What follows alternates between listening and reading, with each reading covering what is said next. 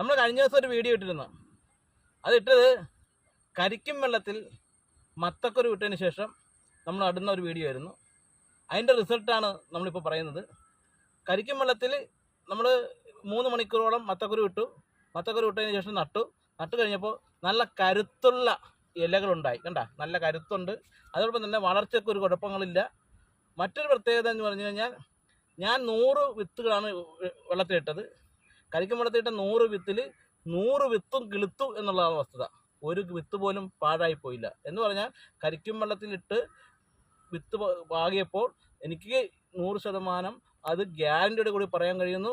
അത് നല്ലൊരു പ്രയോജനം ചെയ്തു. അതുമാത്രമല്ല, അത് പരീക്ഷണമായിരുന്നു. ആ പരീക്ഷണം വിജയിച്ചു. അപ്പം കരിക്കും വെള്ളത്തിൽ നമ്മൾ ഇനി വരുന്ന നാടൻ വിത്തുകളൊക്കെ കരിക്കും വെള്ളത്തിൽ ഇട്ടതിന് ശേഷം 3-4 മണിക്കൂർ ഇട്ടതിന് ശേഷം കുത്തുകയാണെങ്കിൽ നല്ല കരുത്തുള്ള തൈകളായി വരും. അതോടൊപ്പം തന്നെ അല്പം